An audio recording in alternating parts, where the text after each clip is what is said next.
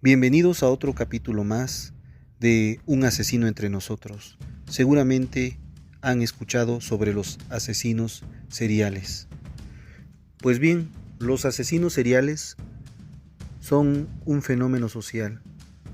Estos empezaron a estudiar de forma sistemática y creciente en los años 50 en Estados Unidos por el FBI.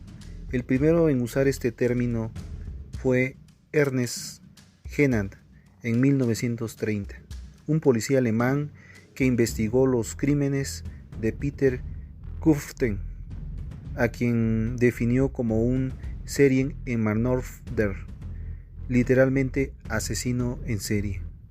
En su artículo Die Düsseldorfer Sexualverbrechen, posteriormente en 1966, el británico John Brophy utilizó el término asesino en serie, una de sus obras, para referirse a aquel cuyo carácter esencial es la repetición a intervalos de tiempo.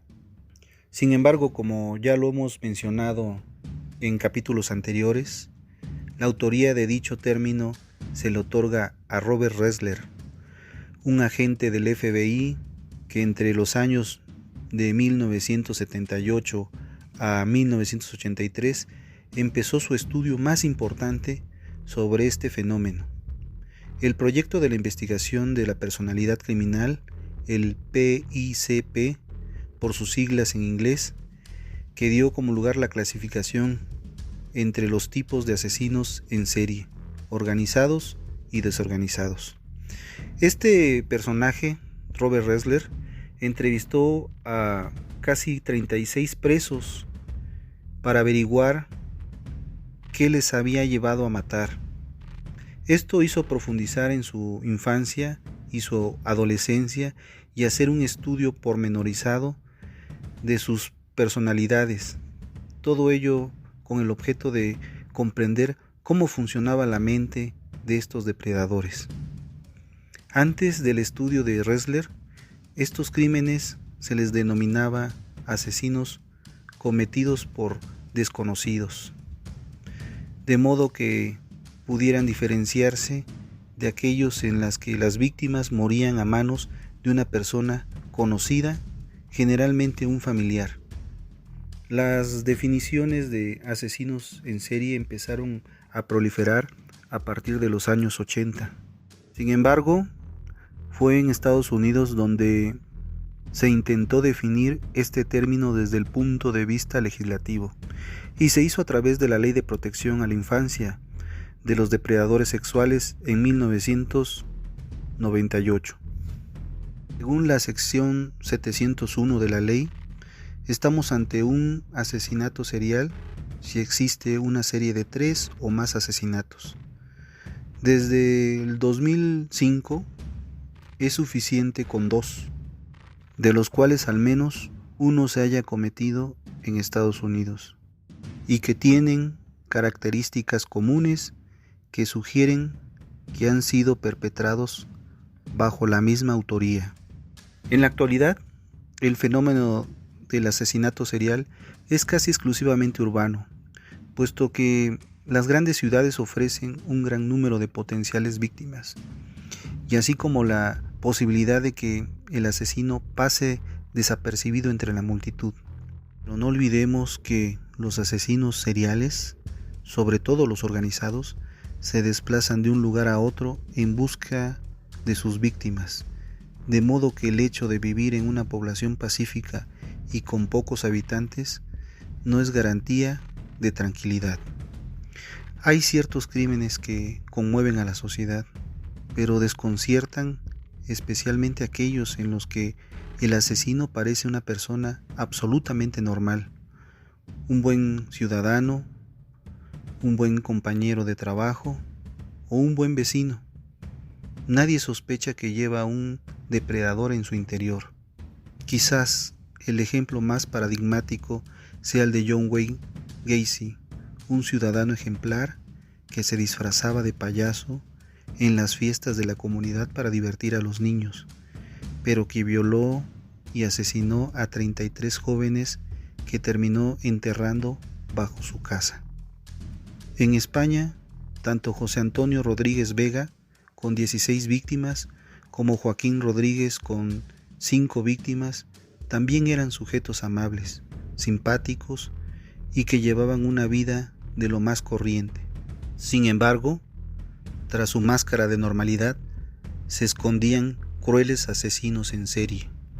Los asesinos en serie son cazadores, buscan, acechan, persiguen, atacan y matan a sangre fría, pero con su particularidad de que sus presas pertenecen a su misma especie. Utilizan la mentira, el engaño y la violencia para reducir a sus víctimas como un deleite personal, sofisticándolas y convirtiéndolas en meros objetos al despojarlas de su humanidad. La mayoría de estos asesinos persiguen doble finalidad: el placer y el poder. El término asesino en serie, serial killer, apareció por primera vez el 26 de octubre de 1986 en un artículo del periódico The New York Times. Robert Ressler, su autor, denominó así este tipo de criminales porque le recordaban a las series televisivas por entregas de su infancia. Hasta entonces, en los ambientes criminalísticos se les llamaba asesinos recurrentes. Las características de los asesinos en serie.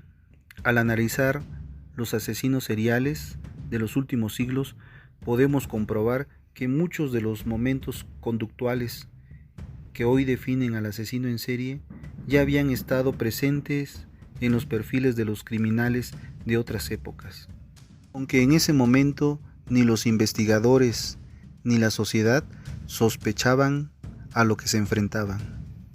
Estas son las características principales de los asesinos en serie. El homicidio reiterado. Para que un asesino pueda ser considerado un asesino en serie, debe haber 2 o más víctimas, ya que a partir de 2 asesinatos ya hay un indicador de tendencia y permite establecer un patrón. Sin embargo, no olvidemos que a veces se detiene al asesino antes de que haya una segunda víctima. Cuando es así, si la intencionalidad y la planificación de seguir matando se puede probar, seguiremos hablando de asesino en serie. El homicidio de una sola persona en cada momento temporal.